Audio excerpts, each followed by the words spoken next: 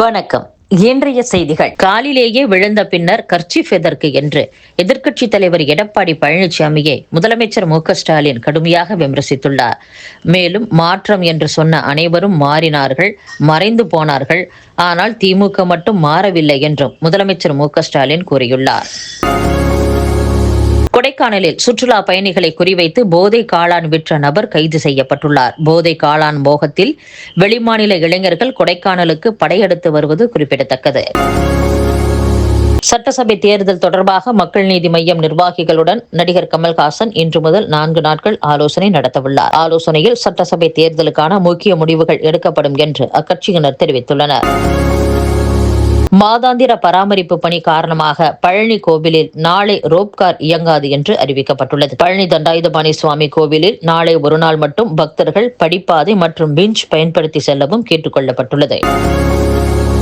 கோவில்பட்டியில் சிறுமியை பாலியல் வன்கொடுமை செய்தவருக்கு 22 ஆண்டுகள் சிறை தண்டனை விதிக்கப்பட்டுள்ளது.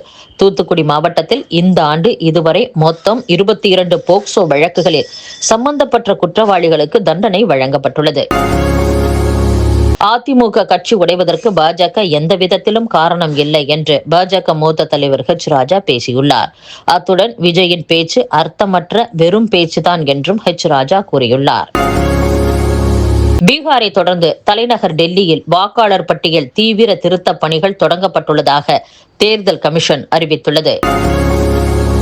தனது 3 வங்கிக் கணக்குகளை ஹேக் செய்து சைபர் திருடர்கள் 3 லட்சம் ரூபாயை திருடி உள்ளதாக கர்நாடக முன்னாள் முதலமைச்சர் சதானந்த கவுடா தெரிவித்துள்ளார். அணு ஆயுத அச்சுறுத்தலுக்கு அஞ்சாமல் பயங்கரவாதிகளின் வீடுகளுக்குள் நுழைந்து தாக்கும் புதிய இந்தியா இது என்று பிரதமர் நரேந்திர மோடி தெரிவித்துள்ளார். பாரத தாயின் மதிப்பு, பெருமை மற்றும் புகழை விட வேறெதுவும் உயர்வானது அல்ல என்றும் பிரதமர் குறிப்பிட்டுள்ளார். குளிர்காலம் நெருங்கி வரும் நிலையில் காற்று மாசை கட்டுப்படுத்த 3 வாரங்களில் செயல் திட்டத்தை வகுத்து சமர்ப்பிக்க வேண்டும் என்று மத்திய மாநில மாசு கட்டுப்பாட்டு வாரியங்களுக்கு உச்சநீதிமன்றம் உத்தரவிட்டுள்ளது. பிரதமர் நரேந்திர மோடி மற்றும் அவரின் மறைந்த தாயாரை சித்தரித்து செயற்கை நுண்ணறிவு தொழில்நுட்பம் மூலம் உருவாக்கப்பட்ட வீடியோவை சமூக ஊடக பக்கங்களில் இருந்து நீக்குமாறு காங்கிரஸ் கட்சிக்கு பாட்னா உயர்நீதிமன்றம் உத்தரவிட்டுள்ளது. இன்றைய இந்தியாவுக்கு வெளிநபர்கள் யாருடைய வழிகாட்டுதலும் தேவையில்லை. இந்தியா கூறுவதை உலக நாடுகள் விருப்பத்துடன் பின்பற்றும் நிலை உருவாகியுள்ளது என்று மத்திய பாதுகாப்புத்துறை அமைச்சர் ராஜ்நாத் சிங் தெரிவித்துள்ளார். மத்திய அரசு மேற்கொண்ட ஜிஎஸ்டி சீர்திருத்தம் மக்களின் கைகளில் அதிக பணம் இருப்பதை உறுதி செய்யும் என்பதோடு நாட்டின் பொருளாதாரத்தில் 2 லட்சம் கோடி முதலீடு செய்யப்படுவதற்கும் வழிவகுத்துள்ளது.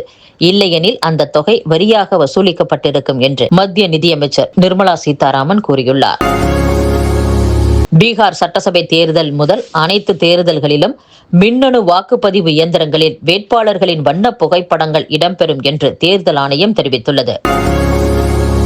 அமேசான் காடுகள் அழிப்புக்கு எதிராக குரல் எழுப்பிய 2250 சுற்றுச்சூழல் ஆர்வலர்கள் மர்மமாக உயிரிழந்துள்ள பகீர் தகவல் வெளியாகியுள்ளது. அமேசான் காடுகளில் 39,000 கோடி மரங்கள் உள்ளன.